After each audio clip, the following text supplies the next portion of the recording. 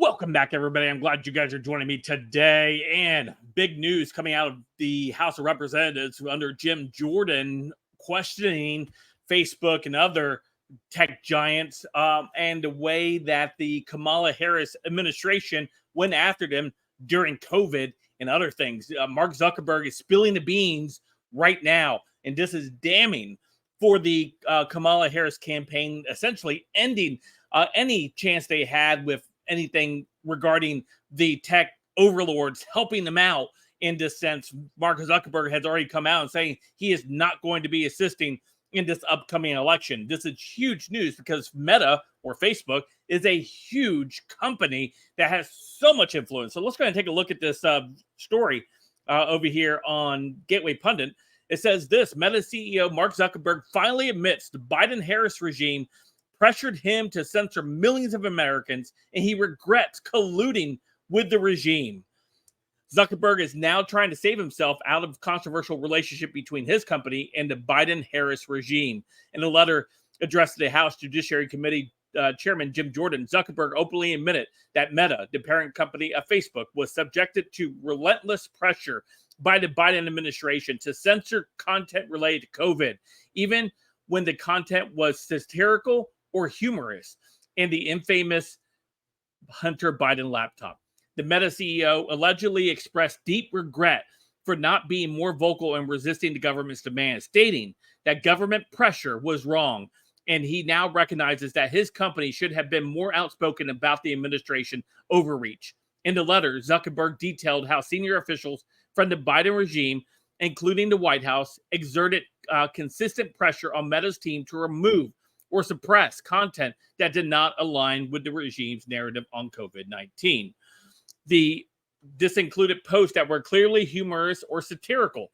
Zuckerberg's letter also revealed other explosive detail: Meta's decision to demote the New York Post's bombshell story on the Hunter Biden family corruption in the lead up to the 2020 election. The story, which centered around Hunter Biden's dealing with Burisma, was initially flagged by the FBI as a potential Russian disinformation, leading Meta to temporarily suppress the distribution.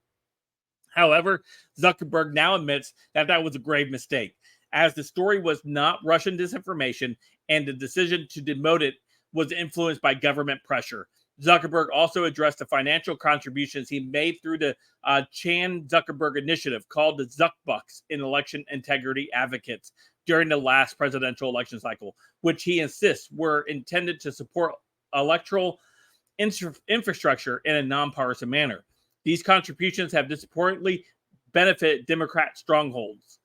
And so, yeah, this is huge, right? So the House GOP says Zuckerberg just admitted three things: Biden-Harris administration pressured Facebook to censor Americans, Facebook censored Americans, and Facebook throttled the Hunter Biden laptop story. This is huge news. And this is something you should be sharing with your friends and family, how tyrannical the Harris regime is, right? It's no longer the Biden regime. It's Harris regime. It's Kamala Harris. This should be an absolute torpedo in her campaign right now, that she went after Americans across the country and silenced their speech because the White House, her included, did not like it. And it was a splinter in Dr. Fauci and everybody else involved in pushing the clot shot on everybody and forcing you to get fired from your jobs, silencing you on the internet.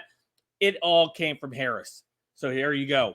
Make sure you tell your liberal friend or your liberal aunt or uncle next time they come and say, oh, Trump man bad or Orange man bad. Make sure you hit them with some facts about how terrible the Kamala Harris is for democracy, or more pointless, our constitutional republic. Let me know what you guys think in the comments down below. And until next time, I'll see you guys later. Have a great day.